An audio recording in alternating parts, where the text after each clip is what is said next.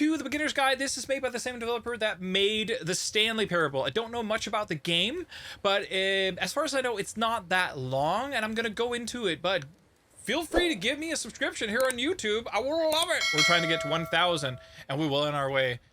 And go check out some of the other stuff. You can check it up, you know. There's it's up there. There's like a button you can click and you can see playlists and stuff like that. Anyway, let's get into the game. Hi there. Thank you very much for playing The Beginner's Guide. You're welcome. My name is Davey Reedon. I wrote The Stanley Parable, and while that game tells a pretty absurd story, today I'm going to tell you about a series of events that happened between 2008 and 2011. Okay. We're going to look at the games made by a friend of mine named Coda. Now, these games mean a lot to me. I met Coda in early 2009 at a time when I was really struggling with some personal stuff, and his work pointed me in a very powerful direction. I found it to be a good reference point for the kinds of creative works that I wanted to make. So just to start you off, this is, I think, the first game he ever made. It's a level for Counter-Strike. Yeah, it looks like it. Here, by the way. And mostly it's just Coda learning the basics of building a 3D environment. What I like is that even though he starts from the simple aesthetic of a desert town, he then scatters these colorful abstract blobs and impossible floating crates around the level. And of course, it destroys the illusion that this actually is a desert town, and instead this level becomes a kind of calling card from its creator. It's like a reminder that this video game was constructed by a real person. And it kind of makes you wonder, what was going through his head as he was building this? This is what I like about all of Coda's games. I mean, not that they're all fascinating as games, but they are all going to give us access to their creator. I want us to see past the games themselves. Dead end. I want to get to know who this human being really is. Yeah. And that's exactly what we're going to do here. Okay. So, it's 2008. Coda starts making these games, and he never releases any of them. He doesn't put them onto the internet. He just makes them and then immediately abandons them, and they sit on his computer forever. And I think he really understood this image of himself as a recluse. Black box? At one point, he jokingly renamed his computer's recycling bin to Important Games Folder. So, you know, this was just how he worked. He tended to crank them out one after the other without even really pausing to try to understand what he's Can't even get on them. Until suddenly I can get on that. He just stopped. In Okay. 2011, that was it. He made his last game, and then he hasn't made another one since. And that's why I've taken this opportunity to gather all of his work together, is because I find his games powerful and interesting, and I'd like this collection to reach him, to maybe encourage him to start creating again. Yeah. And if the people like you who play this also happen to find his work interesting, then I'm sure it'll just send that much stronger of a message of encouragement to Coda. So thanks for joining me on this. If you have a particular interpretation that I haven't mentioned here, or if you just need to get in touch, you can email me at daveywreden@gmail.com.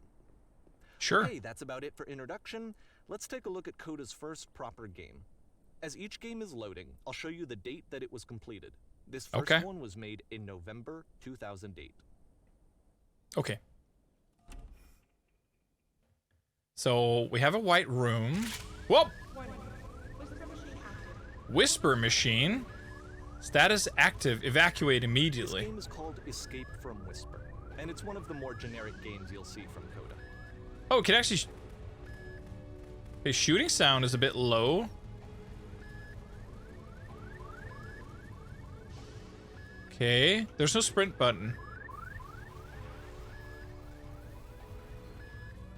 Security code breached. Hostile alien life forms inbound. Are we gonna get enemies? It kind of looks like this game was abandoned mid-development. No. Instance, you have this gun, which you'd think would indicate that there are supposed to be monsters or enemies Yeah. somewhere. But then clearly there are no enemies anywhere. You can't even reload the gun when you run out of bullets.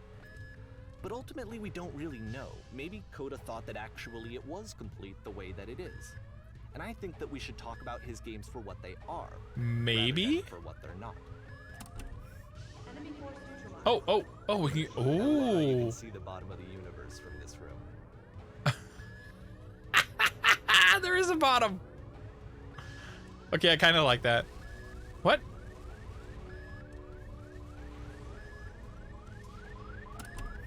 Oh, that actually did open.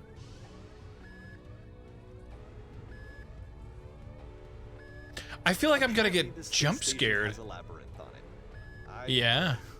Sure, I don't know. There's really no reason for it that I've ever been able to discern, so in the interest of time, I'm just gonna skip you on past it. Okay. Okay, this is the part that's interesting. The Okay. game has this narrative about the whisper machine and how it has to be turned off, and then you get to the engine room. I like the lighting accents. Okay, so whisper. Hey, you there, in the engine room. You Yeah? can save us all. Yeah? That beam is powering the whisper machine. Yeah? Disrupt it by introducing a great enough heat signature. If My your body? could stop the beam. It's so much to ask, but for all of our lives, would you do it? So a suicide Believe in mission. yourself? Yeah, sure. Let me pause here for a second. What you just experienced, stepping into the beam and then dying, Yeah. is probably what Coda had initially intended when he was developing this level. But when he first compiles and plays it, something goes wrong. There's a bug somewhere. And this is what happens instead.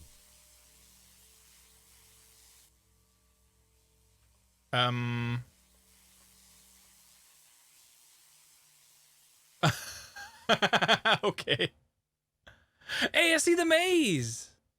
Oh, that was actually The beam causes you to start floating. not this the is an worst important maze, moment, actually. Because yes, this is technically a glitch, but Coda identifies something human about it. I see the Like bottom of how the small it universe. makes you feel in the face of this larger chaotic system. Or this floating could be the afterlife, a peaceful place, juxtaposed against all of the hysteria that you've just had to traverse. I don't even know. I have no idea what he was thinking, but what's clear is that after making this, something lodges itself in his brain. He wants to do more of these really weird and experimental designs. So he stops work on this and moves on to a stream of tiny little games that go in all sorts of directions. Let's go ahead and take a look at the first game he made after leaving this one behind. Yes. Okay, the past was behind her. Hey, Wolf Knight. At least he beamed me to like another level. The past was behind her. So try walking backwards. Oh. Yep. In this game, you can only walk backwards. Oh. Okay, this is cool. So Wait, it's a what? short and relatively minimalist. But the future experiment could not be combining motion seen. and narrative. Why It does is the less advanced future than the previous game, but keep actually changing? It seems to be more focused, more complete. Coda's trying to give it a unique voice rather than simply basing it on a pre-existing trope. When she stops and looks, it becomes clearer? Okay, this is quite interesting. Hey, Jakob, thank you for the 150 bits. Wait, what are they saying? Let's see. But if the future is always behind her, how will she find the strength? To confront it. Okay, so the short little thought. It says the what it wants to say. door and just then went away. Didn't need anything more. than that. Interesting. Which to me is why it works, because it gets out quick. Okay, next one. That is cool. November 2008. Okay, so we can only go. That's the edge of the world. You are now entering. Entering what?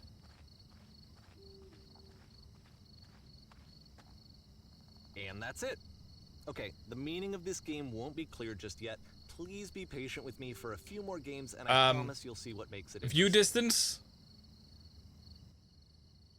December 2008. Oftentimes, Nonsense Coda in would nearly put every bizarre direction. Titles like this one at the start of his games. I wish I'd known him at the time that he was making these early games. He would really only talk to me about his work as he was making it. Is this gonna be an Once he stopped endless work on it, he was staircase? like, That was it. It was dead to him. And I don't agree with that at all, but what are you gonna do? It would have been fun if he made an endless staircase. Oh, he makes it slower. Once you've been slowed to an absolute crawl, the door at the top of the stairs opens. So why, if Coda's not showing these games to anyone, why bother opening the door at all? Well, to show you, I'm modifying the game here so that when you press enter, it'll bring you back up to full speed so you can enter the door for yourself. Okay.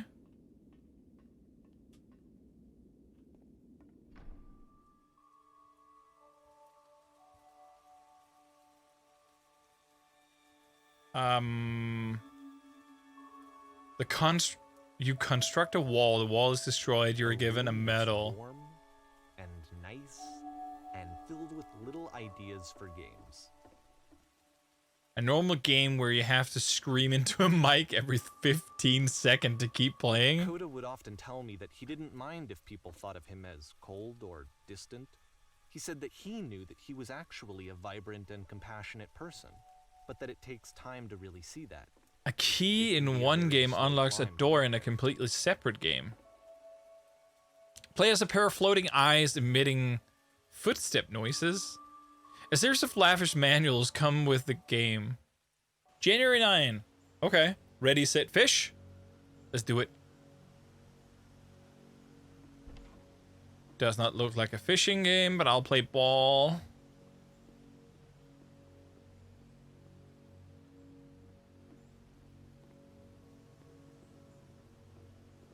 Well, this is new for Coda. It's an actual puzzle. A lever. Go ahead and see if you can solve it.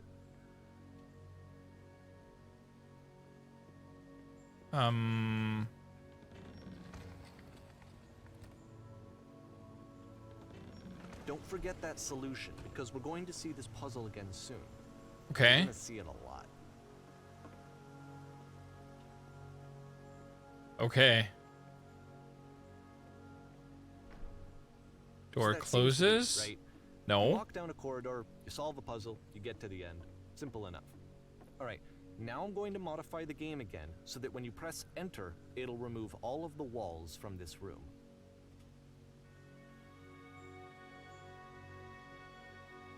Holy How shit. about that? There was more to it than we had any way of knowing. I actually find it funny that this game comes after the Stairs game, since they essentially convey the opposite idea.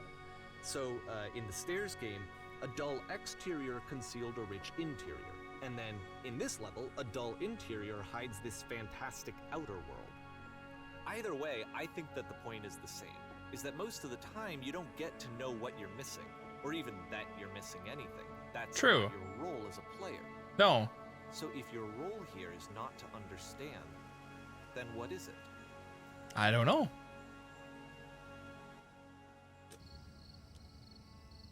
Oh, back to this again. You are now exiting? Aha. So, this, combined with the entering game from earlier, tells us that Coda believes his games are connected somehow. It could even Oh. be that the Stairs game and the puzzle game are literally connected in between this and the entering game. There's a bigger picture that all of his games are meant to play a role in, some larger meaning that we won't be able to grasp until we've seen all of them. And Okay. once we have, we can step back and start to understand what exactly that bigger picture is. March. Okay, he took a break. Or this one is big. Oh. Okay. Let's talk about video game development for a second. Every Sure. video game runs on what's called an engine, which Yeah. determines what the game can and cannot do. Yep. So in other words, the engine is a set of tools for game development. The streetwise fool. To make all of these games, Coda is using an engine called Source. The Like all engines, fudge. Source has certain things that it does well, and it has certain things that it does poorly. One of the things that it does very well is boxy linear corridors. Yeah. That's why so many of Coda's games are set in these large, flat, empty rooms. It's just because he's working with what the engine does well. Bye. Wait, what? The tools available to the creator shape what kinds of creative work they're going to end up making. Okay. You might consider paying attention to the architecture in Coda's games to notice how they seem to stem from an Oh, there's a engine that's wall very here. good at producing linear, boxy corridors. Can we get into... No, no. Okay, so there's a barrier.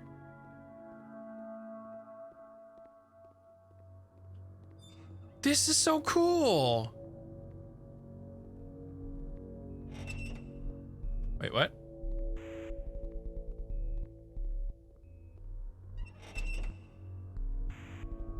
Uh-oh.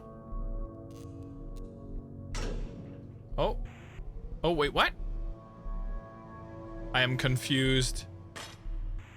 Okay. This prison, funny enough, in Coda's original design, the doors stayed shut for a full hour before letting you go. If you don't mind, I think we're gonna skip that. Yeah. This is something that he and I used to argue about a lot. You know, whether a game ought to actually be playable, whether it means anything if no one can get through it.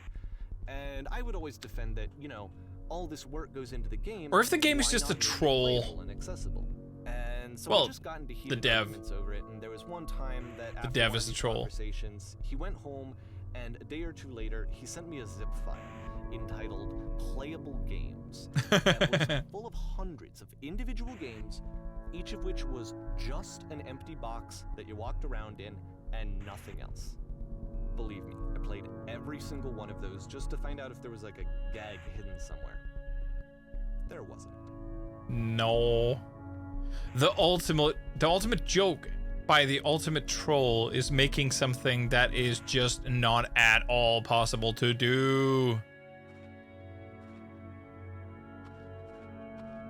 The Talus Principle? I still do not own that one. With the exact same solution as the last time. There's still no clear indication of what makes this puzzle so special that Coda is going to return to it over and over.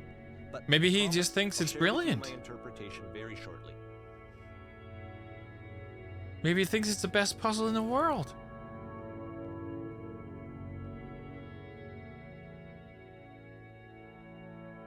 Listen.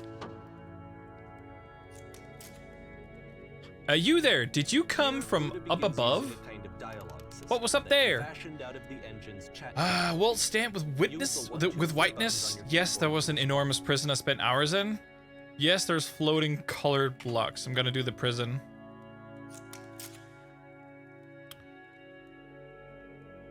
That's the whole world above. You've been there. Now, this is important. Did you have to get through a puzzle with 2 door switches? Yes, I did. It was literally the last thing I did before coming here. No, I don't remember having to go through a puzzle. I prefer not to tell you. After all, we've just met. Let's troll them. 3. What? But you don't understand. We are trapped here. That puzzle is our only escape. We needed to get through.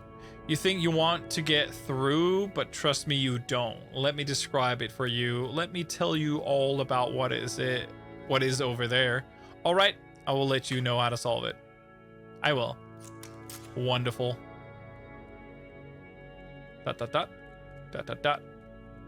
Am I supposed to show? Well, what is it? What is the answer? Please speak to me and tell me how to escape. Tell me how to be free from this prison. I must know. It's the most important thing. Well. Aw, man. Hello? How did you get here? Was there a puzzle you had to go through? Yes, do you know how to solve it? Oh man, this game is playing me. Oh, no. We actually find the black space between the doors to be far more interesting. Have you seen it yet? I don't recall space between the doors. Don't worry. I'm sure we'll visit it again. Be sure to pay close attention. Okay. The repetitions are weird. And so we make one last descent down to the final floor of the level. Yeah. Like, repetitions are fun for the most part, but it can also be really weird.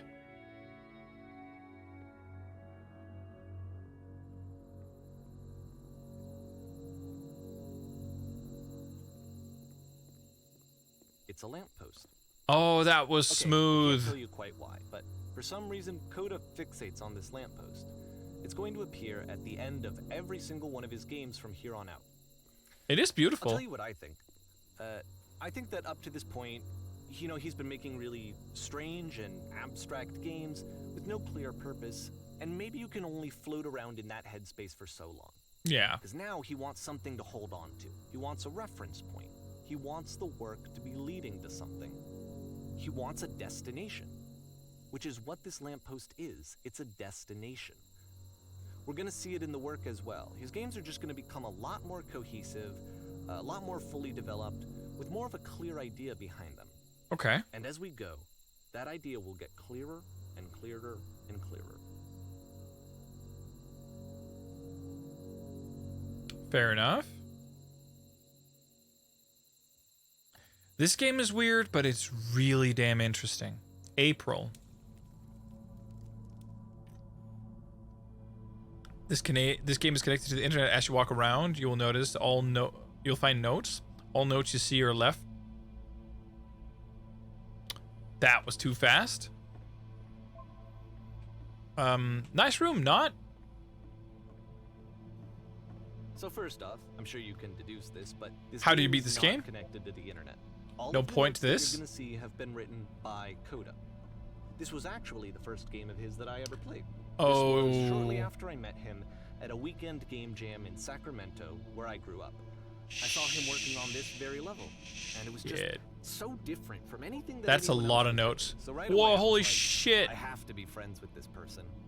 Can you guys In hear me? retrospect, I think I was probably a bit too pushy, trying to get his Hello? attention. I was over enthusiastic, Reasonable. but he was very gracious about it and very patient with me. Everyone read this. And I cooled off of it. Eh. Oh, feel free to skip This over place any makes of me these notes sad. if they're not doing anything for you. Nothing extra is going to happen if you read all of them. Nah, I'm not gonna read all of them. To me, they convey a sense of loneliness.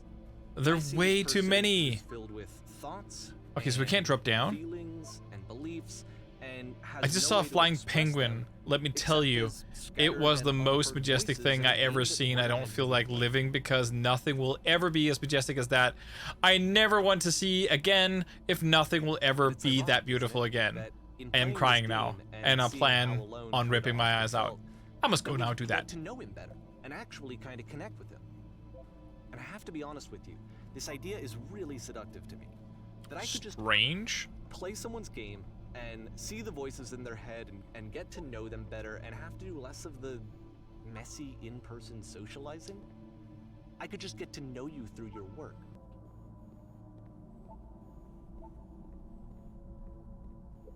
Same person.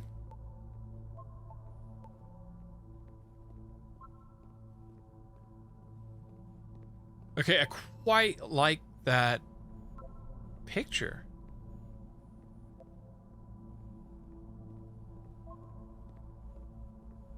Bloop.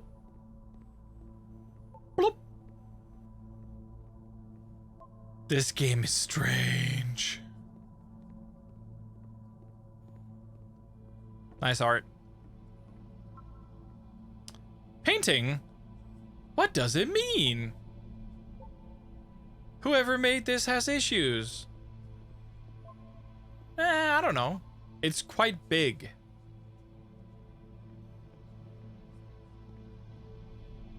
I don't know where you would hang it, like at a train station.